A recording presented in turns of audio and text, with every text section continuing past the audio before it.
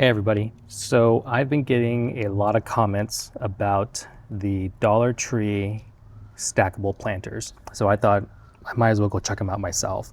So here I have 5 of them. They do come in 4 colors. So there's the terracotta, I think I saw blue, green, and a gray. So I just stuck with this for now.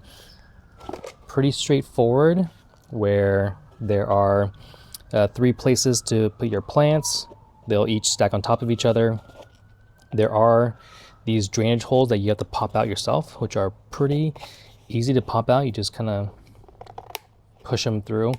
You can use a screwdriver, or I'm able to do it with my hands and just pop them right out. And that's pretty much it. I don't know how much soil it takes. There's not much information about them. So I do have 25 quarts on the right hand side in that Miracle Grow bag. So hopefully this will help us figure it out. And we do have a 5 tiers that we'll be focusing on today. Now, before we set it up, there are some things I do want to note, some things that other people have either recommended or do. For starters, there's no support beam in the middle that you'll see in other things like the Mr. Stacky.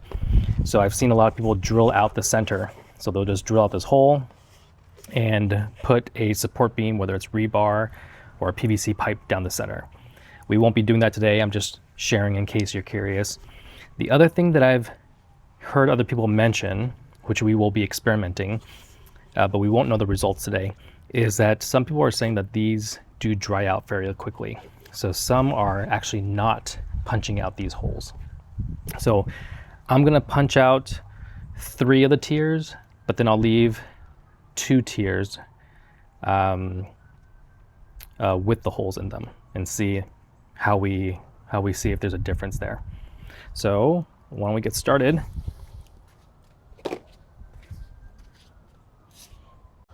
So in terms of setup, it's fairly straightforward. You'll put the first one down, and then the other one just goes in the opposite direction, as you can see from the top view. And then we'll just have to repeat that pattern. And on the sides, you'll see that they actually fit quite nicely into their little respective little slots there. So we would just repeat this, in my case, 5 times. There's no recommended top. I'm guessing since it's a 3-tier planter, they probably recommend to stop at 3. I've seen a lot of people go higher. I'm gonna go to 5 without a support beam.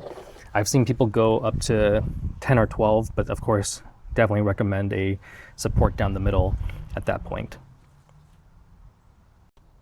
All right, so I'm gonna start setting this up. I'm gonna speed it up so that you don't have to watch the entire thing.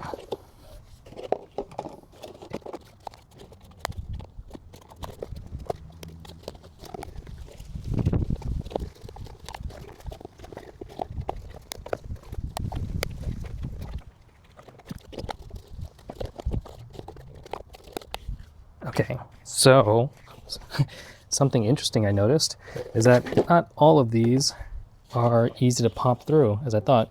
So I was able to get 2 out of the 3. I probably could pop this one out if I used like a screwdriver or something and hit it hard enough. But these are actually really flimsy, so I didn't want to accidentally break it.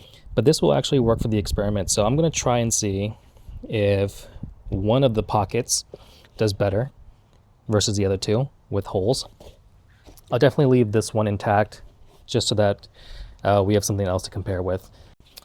Okay, so I wanted to at least have 1 layer with all the holes, so I used a screwdriver to try and pop these out. And even then, look at getting a little bit of mixed results. This one popped out just fine, but these 2, I don't know if you can tell, look a little messed up. So I'll try to do the best I can, but just kind of, I mean, these are only $1.25, so I get it, but just kind of showing what you get here.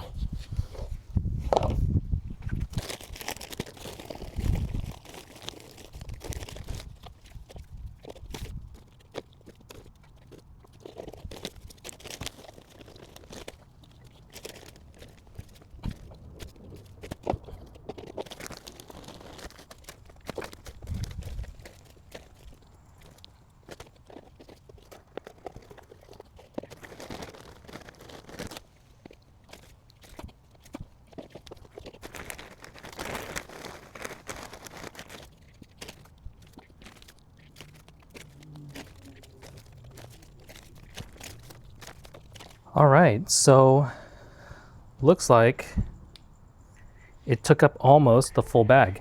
So this is all that's left of my potting mix.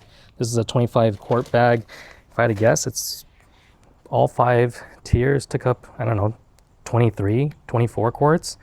So that actually kind of surprised me because these were 3 pockets versus the 4 pockets on the Mr. Stacky. And the Mr. Stacky is a 4 pocket, which I have right here. And it takes up the same amount of space. So I would say for each tier, you probably need, let's see, about, what is that?